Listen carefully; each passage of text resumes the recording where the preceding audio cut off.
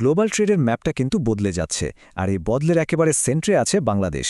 তো চলুন আজ আমরা দেখব এশিয়ার সবচেয়ে দ্রুত বাড়তে থাকা এই দেশটা কিভাবে বাণিজ্যের জন্য একেবারে নতুন একটা পথ তৈরি করছে। আজকের এই আলোচনায় আমরা প্রথমে দেখব কেন একটা বাণিজ্য সংকট তৈরি হলো, তারপর দেখব কিভাবে ল্যাটিন আমেরিকা একটা নতুন সুযোগ হিসাবে সামনে এলো। এরপর আমরা ফোকাস করব ব্রাজিলের ওপর, কেন এ দেশটা এত গুরুত্বপূর্ণ আর সেখানে বিনিয়োগের ঝুঁকিগুলোই বাকি।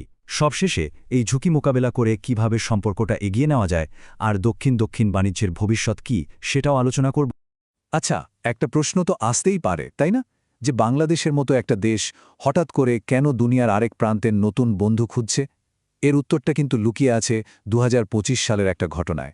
ওই সময়েই একটা বড়সড় বাণিজ্য সংকট তৈরি হয়েছিল। দেখুন, দশকের পর দশক ধরে আমেরিকার বাজারই ছিল বাংলাদেশের অর্থনীতির একটা বড় ভরসার জায়গা। দেশের মোট যা রপ্তানি হতো তার প্রায় ৫ ভাগের ১ ভাগই যেত কিন্তু এই আমেরিকায়। কিন্তু ২০২৫ সালে হঠাৎ করেই খেলার নিয়মটা পাল্টে যায়। আমেরিকার নতুন বাণিজ্য নীতি আনে আর বাংলাদেশের প্রধান রপ্তানি পণ্য মানে আমাদের তৈরি পোশাকের ওপর ৩৭% পর্যন্ত শুল্ক বসিয়ে দেয়। ভাবুন একবার, এটা দেশের অর্থনীতির মেরুদণ্ডে একটা বিশাল বড় ধাক্কা ছিল। এই ঘটনাটা আসলে চোখে আঙুল দিয়ে একটা বড় দুর্বলতা দেখিয়ে দিয়েছে। আর সেটা হলো, শুধু একটা বাজারের ওপর এতটা নির্ভর করে থাকাটা ঠিক না। তো এখান থেকে এই প্রশ্নটা ওঠে, এই সংকট থেকে বেরোনোর উপায়টা কি?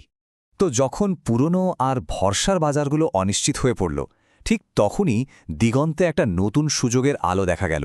আর সেই সুযোগের নাম ল্যাটিন আমেরিকা।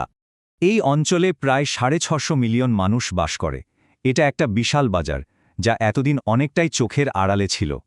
আর যদি অর্থনীতির আকারের কথা বলি, তো এখানকার দেশগুলোর মোট জিডিপি ৫.৭ ট্রিলিয়ন ডলারের বেশি, মানে এক কথায় বিশাল একটা অর্থনৈতিক শক্তি। তবে আসল ব্যাপারটা আরও ইন্টারেস্টিং। এখানকার প্রায় ৪২% মানুষই এখন মধ্যবিত্ত শ্রেণীতে উঠে আসছে। এর মানে কি? এর মানে হলো তাদের কেনার ক্ষমতা বাড়ছে, নতুন নতুন পণ্যের চাহিদা তৈরি হচ্ছে। আর এটাই তো বাংলাদেশের মতো দেশের জন্য একটা দারুণ সুযোগ। এই বিশাল বাজারটা আবার দুটো বড় বাণিজ্য ব্লকে ভাগ করা। একদিকে আছে মার্কোসুর, যেখানে ব্রাজিল, আর্জেন্টিনার মতো দেশ আছে। এটা একটা বড় কিন্তু একটু জটিল বাজার। অন্যদিকে আছে প্যাসিফিক অ্যালায়েন্স। এরা আবার এশিয়ার সাথে বাণিজ্য করতে খুব আগ্রহী। মানে দুটোই আলাদা পথ, আলাদা সুযোগ। তো এই পুরো ল্যাটিন আমেরিকার বাজারে ঢোকার গেটওয়ে বা প্রবেশদ্বার কোনটা? একটা দেশই সবার আগে আসে, আর সেটা হলো ব্রাজিল, এই অঞ্চলের অর্থনৈতিক পাওয়ার হাউস। মজার ব্যাপার হলো, ভৌগোলিক দূরত্ব অনেক হলেও এই দুটো দেশের অর্থনীতি যেন একটা আরেকটার পরিপূরক। মানে পাজলের দুটো টুকরোর মতো, একজন আরেকজনকে সম্পূর্ণ করে। যেমন ধরুন, ব্রাজিলের কাছে আছে প্রচুর প্রাকৃতিক সম্পদ, খনিজ পদার্থ আর কৃষিপণ্য।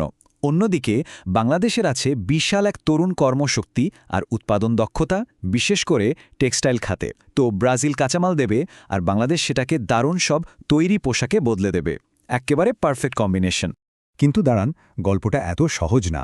ব্রাজিলের বাজারে ব্যবসা করাটা কিন্তু ফুল বিছানো পথ নয়, বরং এটা একটা বড় চ্যালেঞ্জ, একটা হাই স্টেক্স গেম, যেখানে অনেক বড় বড় ঝুঁকি লুকিয়ে আছে।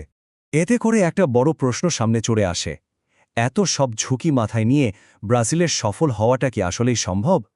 যারা ব্রাজিলে বিনিয়োগ করতে চায় তাদের কয়েকটা বড় চ্যালেঞ্জের মুখোমুখি হতে হয়। যেমন ধরুন, তাদের সরকারি ঋণের বোঝা বাড়ছে, যা অর্থনীতিকে বেশ ভঙ্গুর করে তুলেছে। আবার সামনেই নির্বাচন, তাই রাজনৈতিক পরিস্থিতিও বেশ অস্থিতিশীল। এর সাথে তো পরিকাঠামোর সমস্যা আর জটিল কর ব্যবস্থা আছেই। এই সব সমস্যা মিলিয়ে ব্রাজিলে একটা কথা খুব চালু আছে, কোস্তো ব্রাজিল বা ব্রাজিল কস্ট। এটা আসলে কি? এটা হলো ব্রাজিলে ব্যবসা করার অতিরিক্ত খরচ। মানে নানা রকম জটিলতার কারণে এখানে ব্যবসা চালানোটা অন্য অনেক দেশের চেয়ে বেশি ব্যয়বহুল, যা লাভের উপর সরাসরি প্রভাব ফেলে। তাহলে উপায় কি? বাংলাদেশের ব্যবসায়ীরা কি এই ব্রাজিল কস্টের ভয়ে পিছিয়ে যাবে? না, উপায় হল দুই দেশের মধ্যে একটা শক্ত সেতু তৈরি করা। আর এই সেতু তৈরির কাজটাই করার জন্য এগিয়ে এসেছে Brazil Bangladesh chamber of commerce and industry, বা সংক্ষেপে BBCCI। দেখুন, ব্রাজিলে ব্যবসা করতে গেলে সবচেয়ে বড় একটা সমস্যা হলো নির্ভরযোগ্য লোকাল পার্টনার খুঁজে পাওয়া। তো BBCCI এখানে কি করে? তারা প্রথমে ভালোভাবে খোঁজখবর নিয়ে, মানে ডিউ ডিলিজেন্স করে, পার্টনারদের ভেরিফাই করে। তারপর মেড ইন বাংলাদেশ এক্সপোর মতো ইভেন্টে দুই দেশের ব্যবসায়ীদের মধ্যে সরাসরি মিটিংয়ের ব্যবস্থা করে দেয়।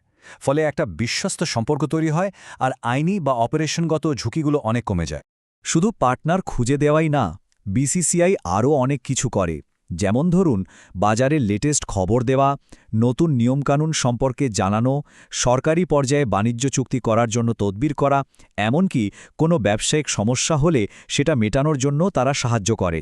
এক কথায় এটা একটা ওয়ান স্টপ সলিউশন। তো সব মিলিয়ে আমরা কোথায় এসে দাঁড়ালাম?